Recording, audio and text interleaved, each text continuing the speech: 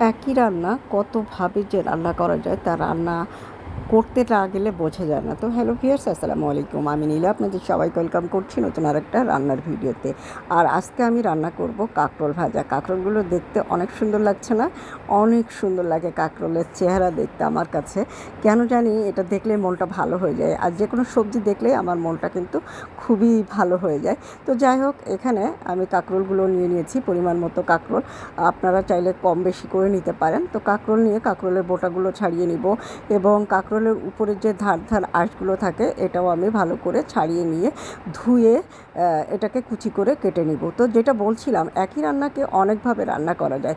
আজকে আমরা এই কাঁকরোলটাকে একটু ভিন্নভাবে ভাজা করব। আমরা নর্মালি কাঁকরোলের দুই তিন রকম পদ খাই। সেটা হচ্ছে কাঁকরোল চচ্চড়ি খাই, কাঁকরোল গোল গোল করে ভাজি খাই যেটা পেঁয়াজ মরিচ দিয়ে, অথবা কাঁকরোল কুচি করে ভাজি খাই। তো আজকে আমি রান্না করব কাঁকরোল ভাজি, কিন্তু সেটাকে একটু ভিন্নভাবে করব। পুরো ভিডিওটা দেখবেন, আশা করি ভালো লাগবে। তো কাঁকরোলগুলো সব ছাড়িয়ে নিচ্ছি, আঁশগুলো ছাড়িয়ে নিয়ে এখন ধুয়ে নিব। আর কাঁকরোলের শক্ত বিচি বা দানা যেগুলো থাকে সেগুলো আপনারা ফেলে দিবেন। তো আমিও ওইভাবে কুচি করে নিচ্ছি। কুচি করে নিয়ে আবার কাঁকরোলের ভিতর যেগুলো শক্ত দানা থাকবে সেই দানাগুলো ভালো করে ধুয়ে নিব। একটা পাত্রে ধুয়ে নিলে দানাগুলো চলে যাবে। তো এখন আমি এটাকে কুচি করার জন্য আগে মাঝখান থেকে ফালি করে নিচ্ছি। যেগুলো একটু বেশি শক্ত সেগুলো ফেলে দিব, যেগুলো একটু কচি সেগুলো রেখে দিব। তো তো কাটাকাটি করে নিচ্ছি, যে কাঁকরোলগুলো এখন কুচি করে নিব। কুচি করে নিয়ে সুন্দর করে ধুয়ে নিব। শক্ত দানা যেগুলো আছে সেগুলো সবই ফেলে দিব।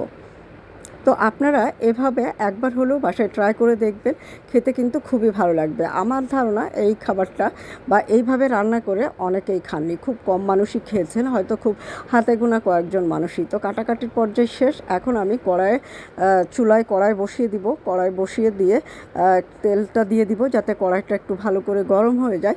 আর এখন আমি যেটা করব, একটা হামানদিস্তা নিব, একটু গোলমরিচ, শুকনো গরম মশলা, লবঙ্গ, ইলাচ, দারচিনি নিয়ে একটু ভালো করে মিহি করে পিষে নিব। তো নিয়ে এটা একটা পাত্রে ঢেলে নিব।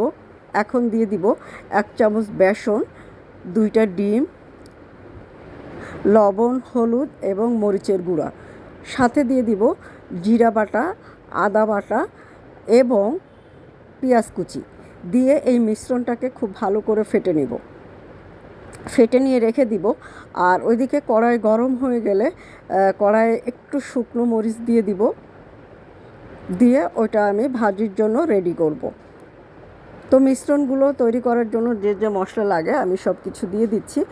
আর এখানে একটু সামান্য পানি লাগতে পারে, আপনারা পানিটা পরিমাণ মতো অ্যাড করবেন, করে এটা একটু লিকুইড পেস্ট তৈরি করে রেখে দিবেন।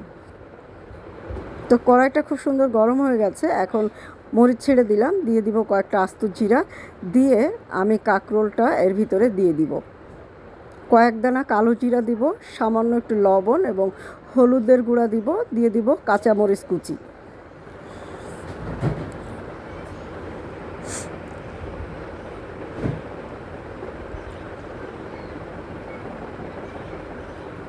তো এখন আমি লবণ, হলুদ, কাঁচামরিচ কুচি দিয়ে নাড়াচাড়া করে নিব।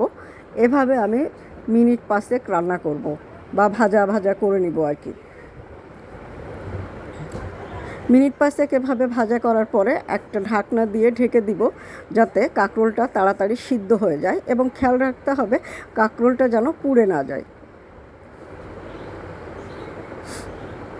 আর এদিকে যে মিশ্রণটা তৈরি করেছিলাম, এই যে দেখেন একটু পানি দিয়েছিলাম, মিশ্রণটা কিন্তু খুব সুন্দর একটা মিশ্রণ তৈরি হয়ে গিয়েছে।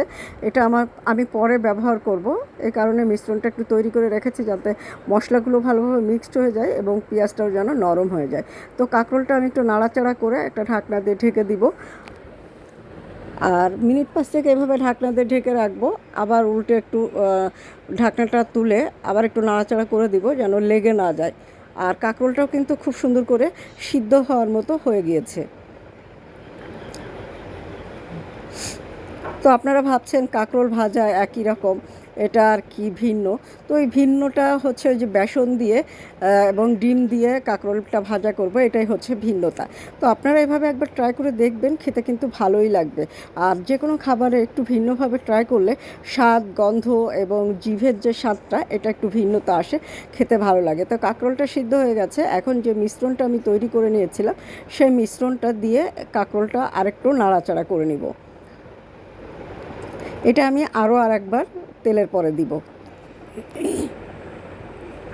এই ভাজিটা করতে গেলে একটু তেলের পরিমাণ বেশি লাগবে, কেননা বেসন ডিম দেওয়াতে বেসন এবং ডিমে তেলটা টানে, যার কারণে তেলের পরিমাণটা একটু বেশি লাগবে। তো আমি এখন কাঁকরোলটা ভালোভাবে ডিম এবং বেসনের সাথে মিশিয়ে নিচ্ছি।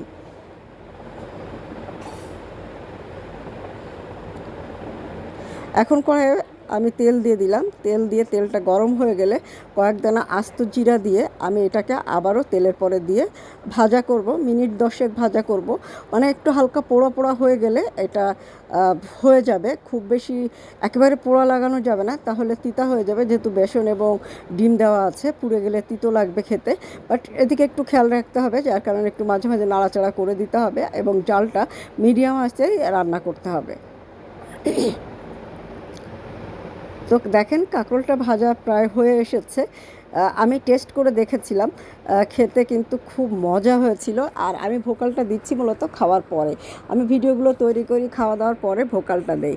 তো ভালো না লাগলে আমি নিজেই বলে দেই যে আজকে রান্নাটা ভালো লাগে না, কি ঝাল বেশি হয়েছে বা অমুক তমুক অনেক কিছুই। কিন্তু আসলেই কাঁকরোল ভাজিটা অনেক মজা হয়েছিল। কাঁকরোলের গন্ধ যারা অনেকেই পছন্দ করে না, অনেক বয়স্ক মানুষও পছন্দ করে না, অনেকে আছে অনেক বাচ্চারা পছন্দ করে না, বাট এভাবে একটু করে খাইয়ে দেখবেন, মোটামুটি সব বাচ্চারাই খেতে পছন্দ করবে।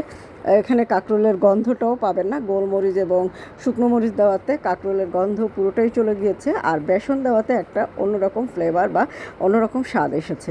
তো হয়ে গেল আমার কাঁকরোল ভাজা।